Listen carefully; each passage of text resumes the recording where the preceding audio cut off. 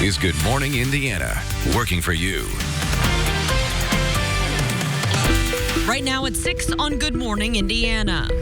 We are, make no mistake about it, at war with COVID-19, and we will win this war. COVID-19 claims its first Hoosier victim. This morning, we're breaking down the restrictions now in place by the governor's office to keep your family safe. You won't be able to sit down to eat at your favorite restaurant.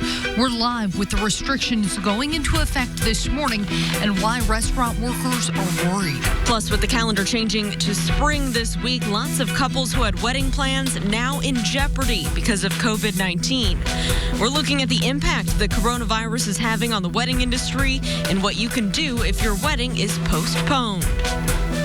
Welcome to Good Morning Indiana. I'm Meredith Barrick. And I'm Lauren Casey. Rafael Sanchez working remotely. It's all in our effort to maintain social distance here at RTV6. That's why Meredith and I are not sitting at the desk together. And that is why Todd is all the way across the studio tracking our forecast from the tracking center. It's St. Patty's Day. Todd, what can we expect today? Yeah, you know, as the day goes on, things will start to get better here across the area, at least weather-wise. This morning, if you are walking out the door, there's that damp feeling out there. There's not necessarily any rain that's falling from the clouds. There have been temperatures anywhere from 33 to 40 degrees, but the damp feeling is just kind of left over from the moisture from yesterday when we did deal with some scattered showers that were making their way through the area. And the clouds are firmly in place this morning.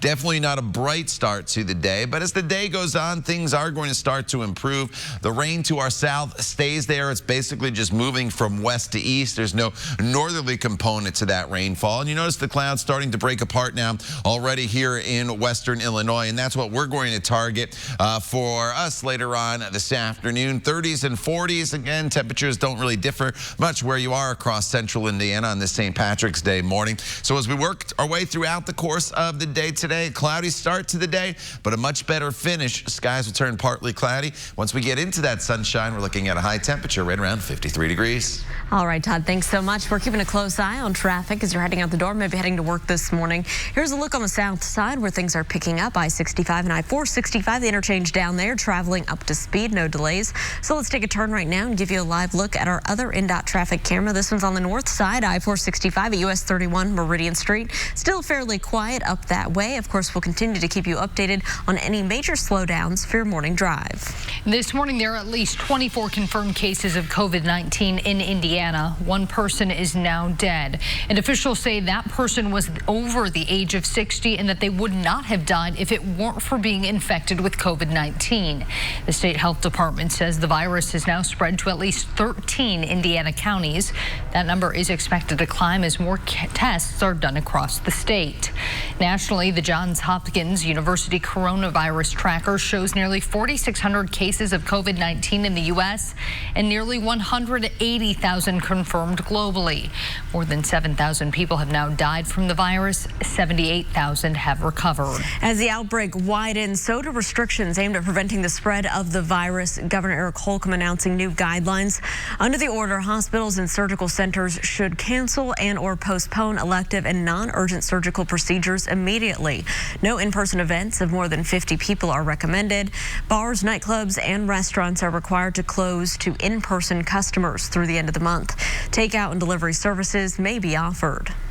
Restaurants and bars are closed to dine-in service today and will be for quite some time. The move is a directive from Governor Holcomb as state officials work to curb the spread of COVID-19. Our Alyssa Donovan is live this morning with how you can continue to support these establishments. Alyssa, good morning.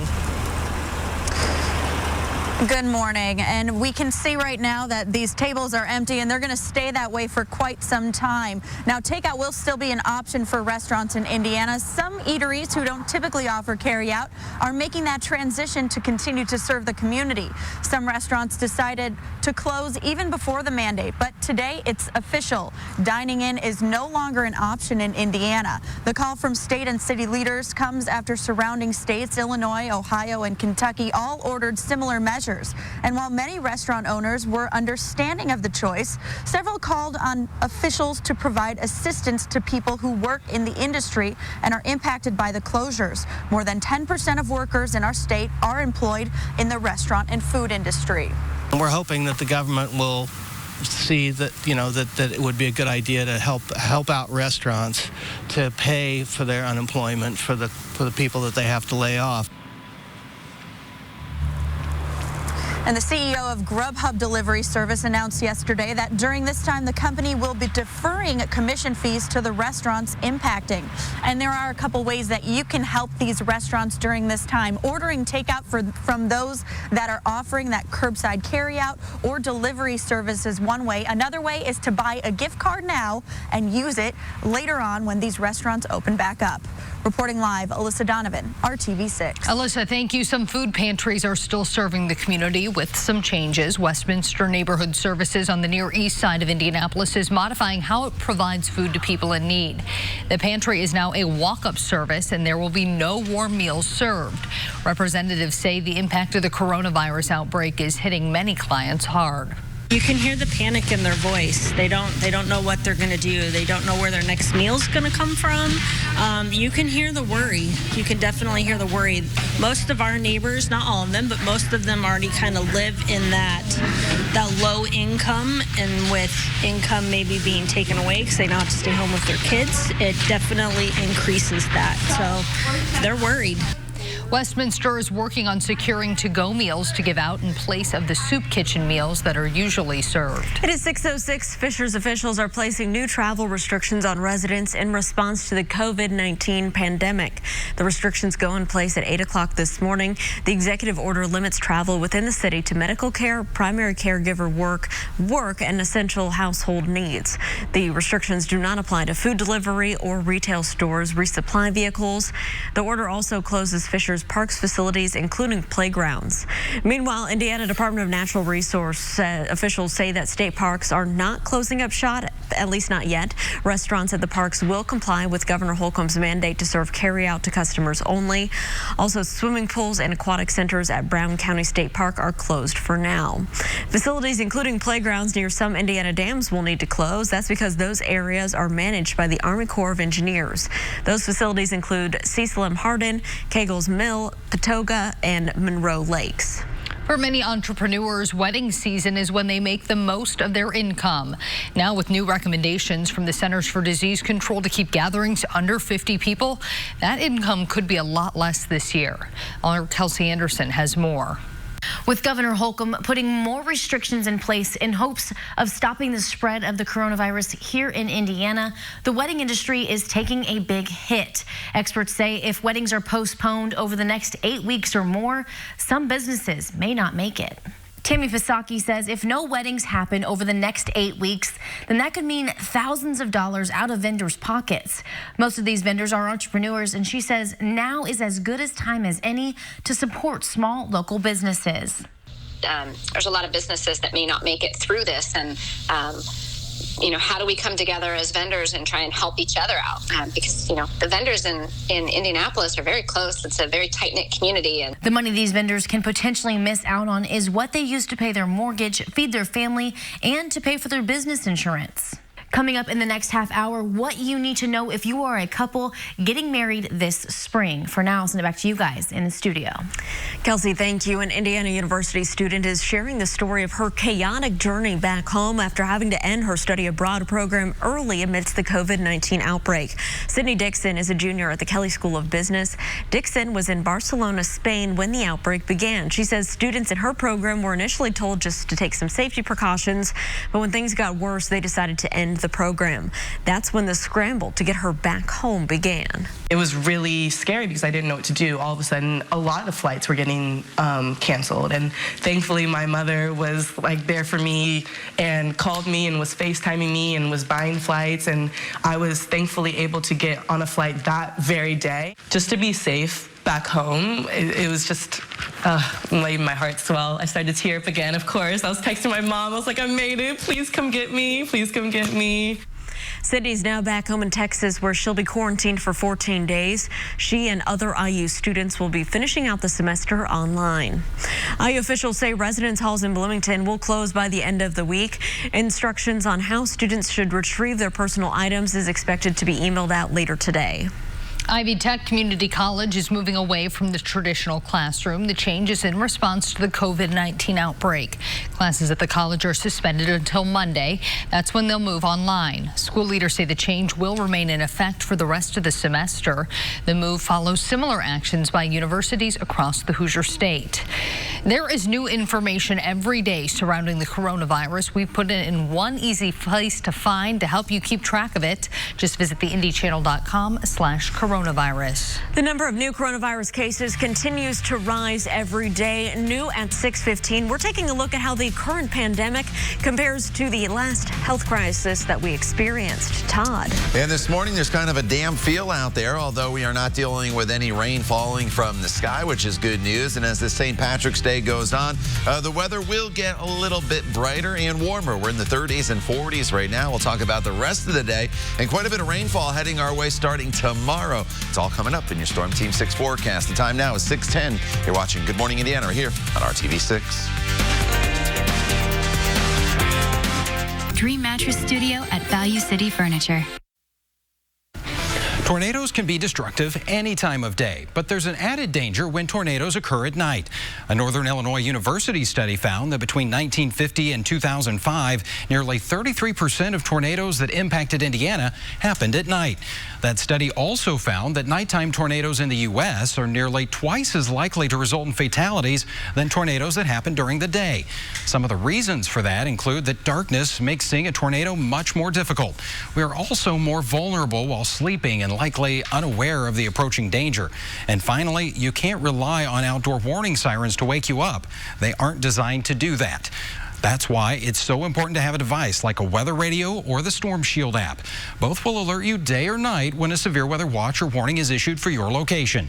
The Storm Shield app is free to download on your mobile device.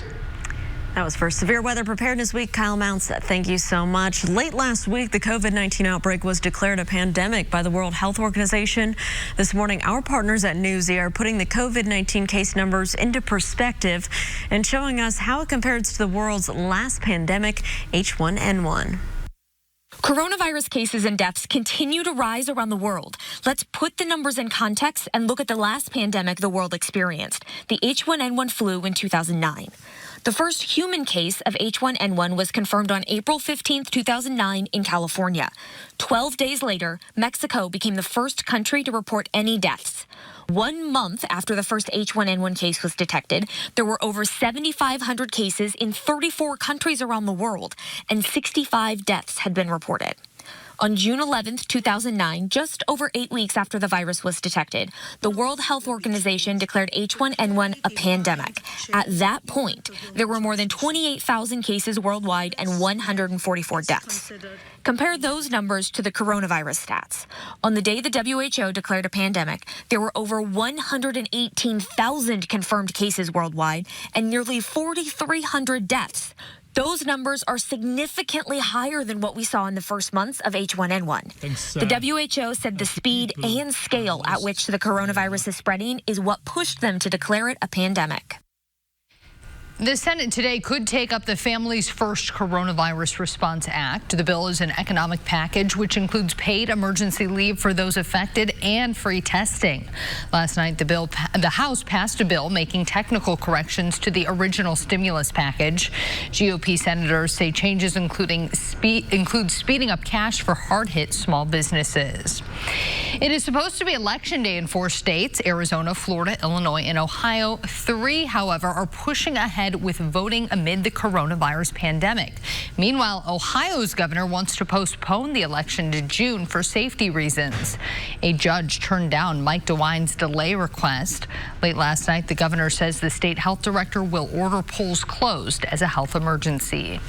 Here at 6:16, what are we looking at weather-wise for today, Todd? You know, as you walk out the door this morning, it's kind of damp. It's a little dreary, but the day will get better as it goes on, and that is the good news in the forecast as the clouds will decrease.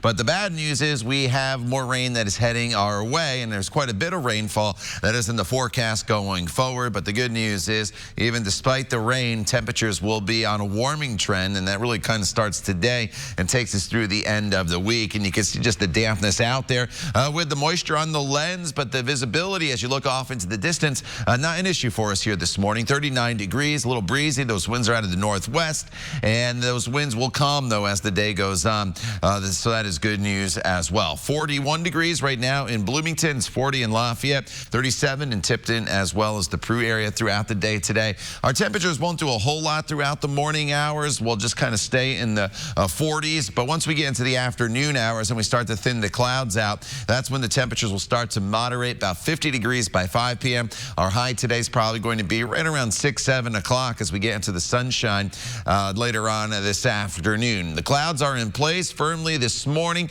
And then as we look back off to the west, the clearing line now just starting to continue to push through northern parts of Illinois. And that's what we'll await later on this afternoon. It's a slow, gradual process, but eventually we'll get there and get into the sunshine. Now, the temperature trend, as I mentioned, is going to take us well above normal. Our average high is 52 degrees. Tomorrow, we're pushing up to right around 60 degrees. We'll shoot almost to 70 degrees for your high temperature on Thursday, but then the cold front comes through and it will turn sharply colder as we work our way into the weekend, where Saturday high temperatures may struggle to even get to 40 degrees. So enjoy this warm up that'll be heading our way. High temperatures starting tomorrow will be in the low 60s. As I mentioned, Thursday about 70 degrees. And then Friday, we're looking at a high temperature early on of 68 degrees before that cold front comes through. The price, though, is a fairly wet pattern that it's going to take shape. Jumping on TrueCast here to tomorrow morning for you, 8:30. We're starting off dry.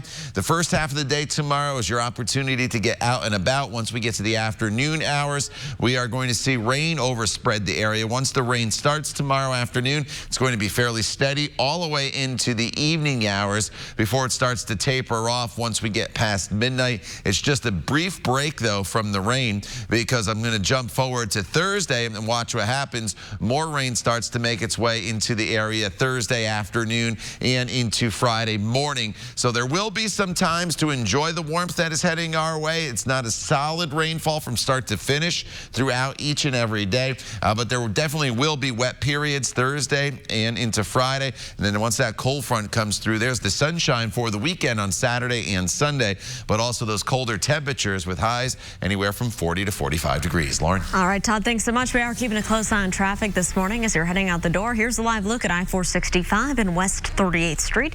You can see traffic here is moving along smoothly. Pretty quiet out there this Tuesday morning, so let's take a turn right now up to the Fishers area. I-69 here, a view near 106th Street. All road maintenance on I-69 has wrapped up this early hour, and traffic is traveling up to speed. While many businesses suffer, Amazon is looking to hire 100,000 people as online orders surge. As more and more people are staying home, online shopping is booming. Orders across the nation are delayed right now because of the demand. Amazon says on top of hiring new employees, it will also raise its hourly pay by $2 for current workers. That includes its Whole Foods stores, and that will last through the end of April. While online ordering is surging, that has some wondering if packages are safe to handle. The short answer is yes. While the virus can live on surfaces for a few days, for cardboard, its lifespan is only about 24 hours. And packages usually take a few days to get to your doorstep. The CDC says there are no cases of coronavirus tied to imported goods in the U.S. and that it's highly unlikely it can be spread through the mail. At 6:20, shoppers panicking over the impacts of the coronavirus, and they've left those store shelves empty. New here at 6:27, we're giving you a look at when you could start to see some of those much-needed items back on the store shelves. And new overnight, GMA is speaking to the first volunteer in the clinical trial for the COVID-19 vaccine about her reason for wanting to participate. We all feel so helpless in wondering what can we do to help people right now. And as soon as I saw that this study was available, I filled out the application and had my fingers crossed that I'd be eligible to participate. Good Morning America will have a full coast-to-coast coverage of the coronavirus. Plus, Dr. Jennifer Ashton will be live coming up at the top of the hour. We'll be right back.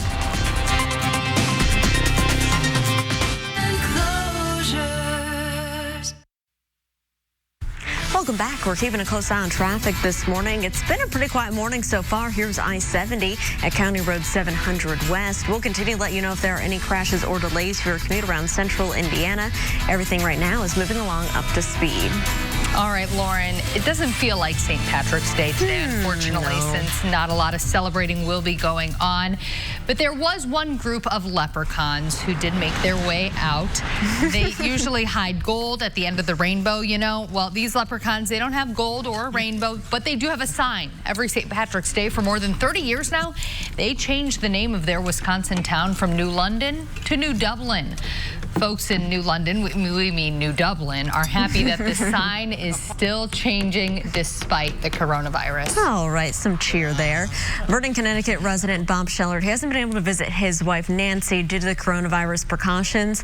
Bob and Nancy have been married for 67 years. Since Bob couldn't get into the nursing home where Nancy lives, he stood outside her window holding this sign. The sign said, "I've loved you 67 years and I still do. Happy anniversary."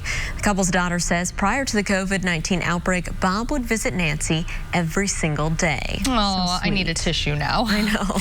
And I'll probably need a tissue for this story, too. Here's a story of hope outside the COVID-19 outbreak after Nashville's devastating tornado. A woman who found a loose dog spent nearly a week searching for the owner. She canvassed the neighborhood where the dog named Rocky was found. Block by block, the two went up and down the street until someone recognized Rocky and pointed her back towards his home. Oh.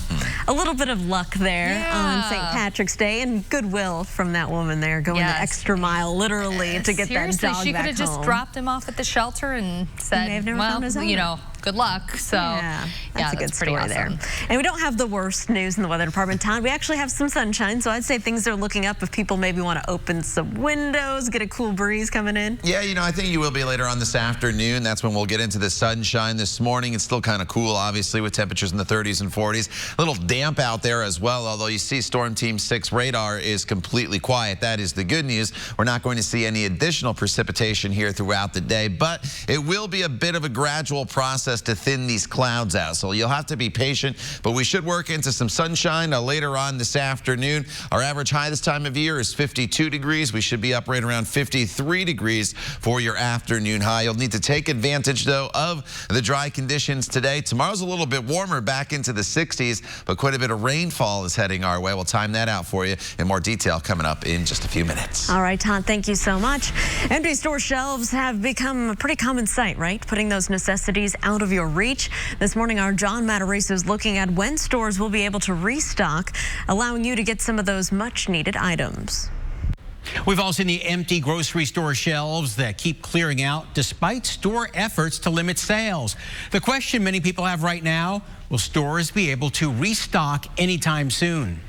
The panic buying of last week may have subsided, but supplies of basics are thin, and shoppers like Carol Weber have to be creative. Lots of crackers and biscuits. I bought biscuits in the refrigerated aisle. Many grocery stores are now missing basic food items, including canned food, soup, chicken, ground beef, bread, pasta, and spaghetti sauce. Kroger says it's working to get food, medicine, and cleaning supplies to stores as quickly as possible. Walmart says it's bypassing warehouses and going direct to stores. Most major stores, meantime, are now rationing many items to prevent hoarders from clearing the shelves anymore. President Trump and regional leaders say if you have a few weeks of supplies, please stop hoarding. That's the only way stores can restock and you don't waste your money. I'm John Matarese. Good morning, Indiana. John, thank you. For more cost-saving tips and ideas, you can visit the money section of our website, theindychannel.com. Wall Street may be in for another big swing. Market futures pointing up overnight after falling far and fast to start the week. The Dow lost nearly 3,000 points, the biggest single-day sell-off so far in a month of mostly down days. The S&P is down about 30% from its high. The oil industry also being hit hard by the COVID-19 outbreak. Gasoline demand is diving in the U.S. with businesses being shut down and Americans being asked to stay home. Gasoline refining margins fell 95% yesterday to levels not seen since December of 2008. Normally, they're on the rise ahead of the summer driving season. This is Good Morning Indiana, working for you. Now on Good Morning Indiana on this Tuesday morning, here's a look at your 6:30 news feed. Daily life continues to change rapidly because of the coronavirus pandemic. Indiana also announcing its first COVID-19 death on Monday. Governor Holcomb ordered bars and restaurants statewide to close to in-person customers, and Mayor Joe Hogsett declared a local emergency for Indianapolis that limits non-essential travel and shuts down gyms. More coming up in 2 minutes after your Storm Team 6 forecast. As bars and restaurants prepare to go carry out and delivery only, delivery services are working to help ease the burden. Grubhub is deferring commission fees and creating a Grubhub Community Relief Fund for drivers and restaurants affected.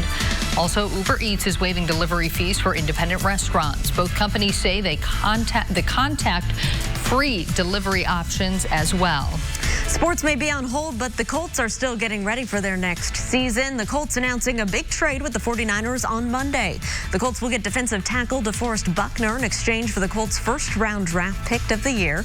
The person familiar with the deal says Buckner will receive a new contract for $21 million. It is 6:30 here as we kick off your St. Patrick's Day. Thanks for joining us on Good Morning Indiana. We are spread out today, guys, for the coronavirus. We are social distancing here at RTV6, as many of you might be in your homes, or if you do have to go to work too.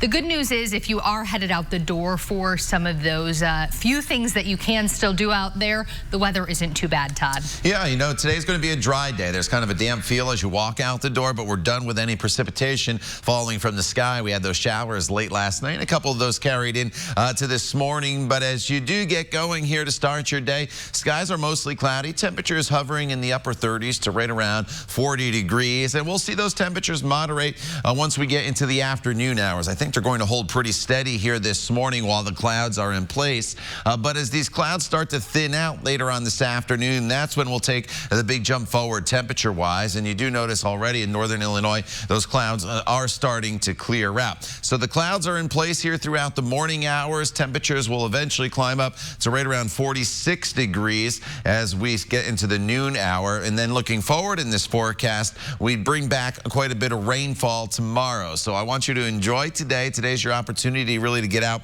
at any point throughout the day. Tomorrow, the rain chances, they'll really start to ramp up as we get into the afternoon and evening. We'll talk more about this and beyond as we look ahead to your weekend coming up in just a few minutes. Lauren. Todd, thank you. We are keeping a close eye on traffic this morning as you're heading out to start your Tuesday. Here's a live look to our southwest. This is I-465 near Man Road. You can see from our view here, traffic is moving along up to speed, starting to pick up a little bit this morning, both eastbound and westbound. We'll keep you updated on any major delays. We are, make no mistake about it, at war with COVID-19, and we will win this war. Strong words from Governor Eric Holcomb as he announced Indiana's first death related to the coronavirus. The person who died was a Marion County resident and considered a high-risk patient over the age of 60. The number of COVID-19 cases in the state has also gone up, now totaling 24. The 5 latest cases coming from Bartholomew, Floyd, Marion, Howard, and Hendricks counties. The governor now issuing stricter guidelines to prevent the spread. The orders say hospitals and ambulatory surgical centers should cancel and or postpone elective and non-urgent surgical procedures immediately. No in-person events of more than 50 people are recommended. Bars, nightclubs, and restaurants are required to close to in-person customers through the end of the month. We have more on that impact coming up in 1 minute. Everything we're doing today, social distancing, self or directed isolation, as extreme as those measures may seem, are effective. We know that from experience around the world. Well, Mayor Joe Hogsett has also issued an executive order to restrict travel during this time. The order declares a local disaster emergency and issues a watch-level travel advisory here in Marion County. So that urges people to stay home unless you're going out to the grocery store, picking up a prescription, or heading to or from work. The mayor's office says it's a recommendation, just like during any snowstorm. Like Governor Holcomb, Hogsett has ordered businesses like bars, gyms, and fitness facilities to close starting this morning at 8 a.m. Indiana restaurants are also on the list of closures, and starting today, they're going to be closed to that in-person service through the end of this month. But there are some ways you can continue to support local restaurants and, of course, their employees. Our Alyssa Donovan is joining us live this morning with more on how we can all do our part to help support these people. Alyssa. Good morning, Lauren. So it's typical that during this hour that these restaurants would be pretty empty, but scenes like this are going to be the norm even during the daytime until the end of March. That's due to an order from state and city officials in the hopes of curbing COVID-19. Restaurant after restaurant after restaurant posting on social media Monday that they were closing or switching to carry-out services only. Some establishment owners throwing in the towel before Governor Holcomb made it official. Indiana following suit with neighboring Illinois, Ohio, and Kentucky, all of which have halted dine-in services for restaurants and bars due to COVID-19. Indiana will still allow pickup and delivery options. Some places like Northside Kitchenette posting a thank you for continued support as they transition to curbside carryout. The Vanguard in Broad Ripple offering family-style oven-ready options, accepting pre-orders via direct message 2 days in advance. Bluebeard Indy and Bovacanti Coffee closing completely. In their post, they want to ensure safety of their staff and the community. Many social media posts encouraging people to purchase gift cards to use at a later date so that these small businesses can continue to receive some financial support during the closures. Several restaurants also sharing this, a letter to both Governor Holcomb and Mayor Joe Hogsett, requesting support for employees and restaurant owners, including emergency unemployment benefits for workers, an eviction moratorium protecting both the establishments and staff, elimination of payroll tax for employees, and rent and loan abatement measures for those impacted by the closure of the restaurant industry. The letter states that taking these measures would allow these restaurants and bars to reopen their doors when the pandemic is over. And ordering delivery or takeout from these restaurants or getting a gift card are the best ways to support these restaurants during these times. Reporting live, Alyssa Donovan, RTV6. Alyssa, thank you. In response to the new restrictions, local restaurant professionals met last night in Broad Ripple to create a petition. While they say they agree that closing down is necessary, they're asking the government to provide financial assistance to restaurants, special unemployment benefits to laid-off employees, and help the local industry transition to a more affordable catering model. We're hoping that the government will see that, that it would be a good idea to help out restaurants to pay for their unemployment for the people that they have to lay off. Everyone here is on a new game plan of how to get your restaurants ready and how to provide safe meals for the entire community. There is some worry that the grocery supply chain is not going to be able to meet the demand, and the restaurants are going to have to pick up the slack. The group tells RTV6 that Mayor Hogsett will meet with them about the petition later today. While businesses are worried about making a living under these new restrictions, some workers are worried about making ends meet if they get sick. Roughly a third of Hoosier workers do not get any paid sick leave. That creates a hardship for workers like Desiree Edwards. She works in the fast food industry to help her family make ends meet. But if she gets sick or her children get sick, she has to take time off unpaid. Do you worry about a sickness facing your family? Yes, I do, because I come in contact with people through the drive-through, and you never know who comes through that drive-through that may have the sickness as well, and not everybody's going to fess up to whether they have it or not. Who wants people to know that they have a virus that is going to affect other people? The governor's office said Holcomb is looking at all options to address the impact on Hoosier workers. Congress is also working on legislation related to paid sick leave. It is 6:38. For a lot of women, your wedding day is something that you've been dreaming about since you were a little kid. But now with these new recommendations from the Centers for Disease Control, spring brides might have to face a harsh reality that their dream wedding could be put on hold. Our Kelsey Anderson takes a closer look. You've got the decorations, you've got the white dress, and you have all the wedding favors. But with the CDC recommending no more than 50 people together at a gathering for the next 8 weeks, is your wedding on the line? I spoke to an expert about what you should be doing. We're hoping that it's only for about 8 weeks, but we have no way of knowing that. It's uncharted territory for Tammy Pizzocchi, who has assisted hundreds of Indianapolis brides in the planning process. But this is not the typical wedding day disaster. There's a lot of panic. She's the vice president of Perfect Wedding Guide. She's usually working to connect brides with local vendors, but right now, her job is coming up with a plan of action for each spring wedding, currently in limbo due to coronavirus. The CDC recommending to keep gatherings smaller and smaller. You know, we went from 250 to 50 in a matter of 48 hours. So that's, you know, the vendors in the city are very much saying to the couples, I know it's disappointing, but we really just need to wrap our heads around the fact that this live in-person wedding isn't going to happen this spring. Difficult for couples to hear, but she says there are other options. You can still get married on that day. You know, you can still do an elopement and then plan this great, big, huge wedding. So you don't have to feel like you're putting your life on hold. You're putting a party on hold. She says to remember, no matter what happens, you are still getting married to the love of your life. And this is just a unique chapter in your story. You're going to have a really great story to tell. You know, your 10-year anniversary is going to be a whole lot of fun because you're going to have great stories. Pizzocchi says if you are someone who's getting married this spring, you need to reach out to all of your vendors and ask them what their cancellation and postponement policies are. That way you can get a better understanding of how to handle this situation. For now, I'll send it back to you guys in the studio. Kelsey, thank you. A change in messaging, and it could be due to a chart. Next, one reason the White House is now making a bold effort to get people to stay away from each other during the COVID pandemic. Older people are the most vulnerable during this pandemic. So next, we'll show you one store that's setting aside time to make sure that they have everything they need while staying at home. At 6:40, we'll be right back. Keller and Keller, right now. The White House has dramatically altered its message about the coronavirus this week. President Trump had been criticized by Democrats in past weeks for downplaying the virus's impact, but on Monday that all changed. The president now says the public should avoid groups of more than 10 people, at least for the next 15 days.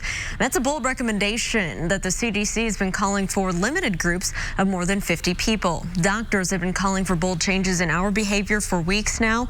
One of the leaders of President Trump's coronavirus task force says that his mind was changed by this graphic from a teen at Imperial College in the UK. You've probably seen this shared on social media. It's pretty impactful. It estimates that if no action were taken by governments, more than 2 million Americans could die from this virus. Some governors are still not happy with the White House after the president suggested on a conference call that states would have to seek out their own ventilators rather than having them provided by the federal government. We need to anticipate spread, but we also need to prioritize our focus. Most important thing, again, is to protect the most vulnerable. The country's top infectious disease doctor says the U.S. has fewer than 13,000 ventilators in an emergency stockpile. Dr. Anthony Fauci says that may not be enough, depending on how quickly this virus spreads. In Washington, the Senate is expected to vote today on an emergency coronavirus spending bill. The House passed that bill on Friday. The measure was delayed after Senate Majority Leader Mitch McConnell sent senators home for the weekend before taking up the bill. Some Republicans have criticized the measure for mandating paid sick leave for workers impacted by COVID-19. Other Republicans, like Senator Mitt Romney, have proposed bolder measures, like making direct cash payments to Americans. As retailers adjust to the coronavirus pandemic, Dollar General stores are working to accommodate seniors. Dollar General says it will let seniors shop by themselves for the first hour of business each day starting today. Older adults are at a higher risk of developing complications from COVID-19, and many seniors are on fixed incomes. Dollar General is joining the growing list of stores changing their hours as health officials urge people to stay home. Making sure kids who are out of school have the meals that they might be missing. Coming up, some school employees who are still doing their jobs during their mandatory time off. Todd. As you walk out the door this morning, if you do have to head into work, your drive forecast is a decent one. Kind of a damp feel out there this morning with lots of clouds around, but no additional precipitation as the kids come home from school, or you come home from work. The kids aren't in school. We are looking at partly cloudy skies here. So overall, it's a decent day for us. We'll talk more about your extended forecast, which includes some rain that's heading our way. That's all coming up when Good Morning Indiana continues. Lease on Altima. While schools here in central Indiana are out, we are monitoring traffic here still on the northeast side. No problems there, as you saw on I-465 near Benford Boulevard. Now, we know kids are out of school for the next 3 weeks or so, and so food and nutrition service workers here in Hamilton Southeastern schools put on their gloves. They got to work making sure that students were fed even though the classrooms are closed. HSC staff members packaged thousands of meals for students in need and held a drive at 3 school parking lots. Parents and students could drive up. They could pick up breakfast and lunch items for the next 3 weeks. A district spokesperson says that they served more than 2,000 students at 2 of the locations yesterday.